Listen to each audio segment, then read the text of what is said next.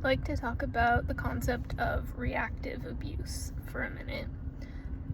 Very briefly put, if you haven't heard of it, reactive abuse is where someone is in a relationship with someone who has been abusive towards them, and after a period of being in that abusive situation, usually becoming pretty broken down mentally, emotionally, becoming extremely vulnerable, you might see the abused partner begin to react to abusive behaviors in a way that appears abusive on the surface. So this could involve things like becoming verbally very reactive and hostile, perhaps yelling back, perhaps throwing things, saying things that come across abusive in nature.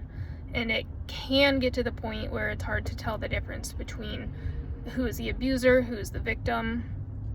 An example of this, if you were following the Johnny Depp and Amber Heard trial, that was a topic that came up for a lot of people who were reviewing and commenting on the case. So the reason that I bring it up is because if you believe that you're in a situation that maybe you're having a hard time labeling as abusive necessarily, but you would definitely say there's a lot of conflict, there's a lot of stress, there's a lot of anxiety happening for you, and you're not sure what to do because you're having a hard time knowing, is the situation abusive? Take a look at how you're behaving.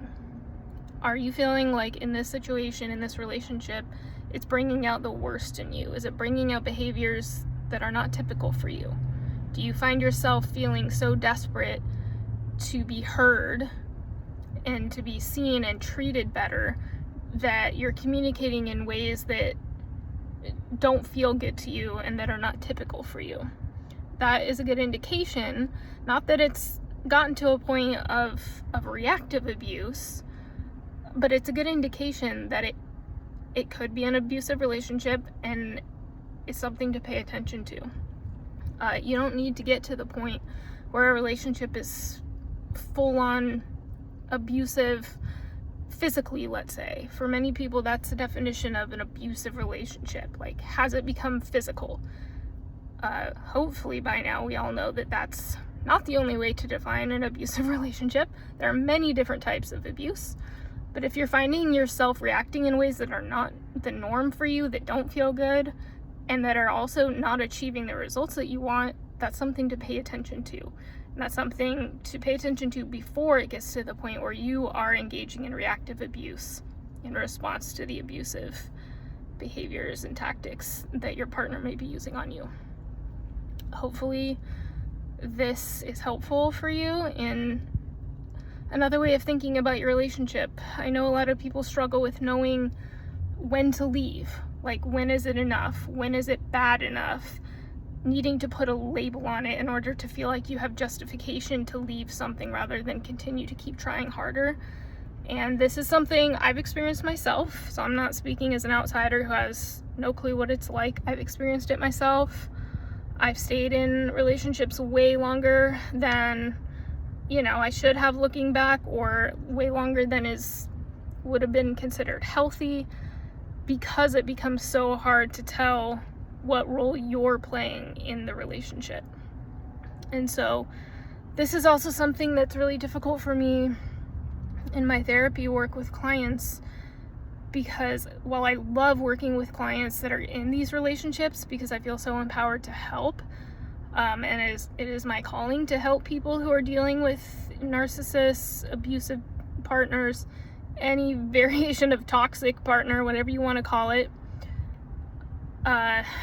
It's so hard seeing people struggling with feeling like they're part of the problem. And this can be so confusing because if it goes on long enough, you do become part of the problem.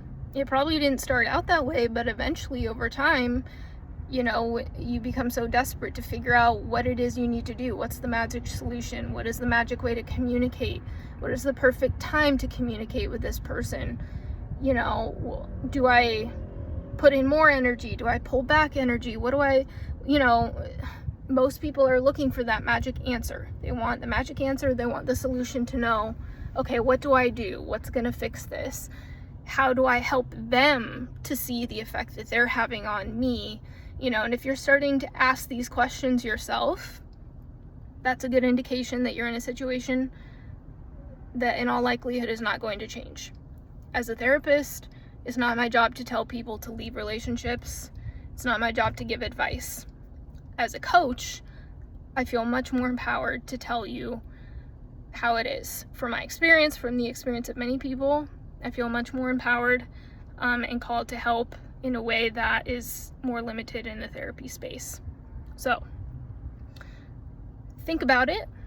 Think about whether this resonates with you at all.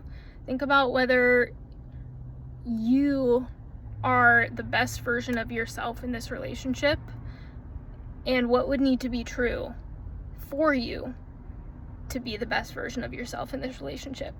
Is that even possible? Leave me your comments below. Leave me your questions below. If anything about this brought up more questions for you, if there's anything you want to know more about, please comment. I'd love to start talking with you about it.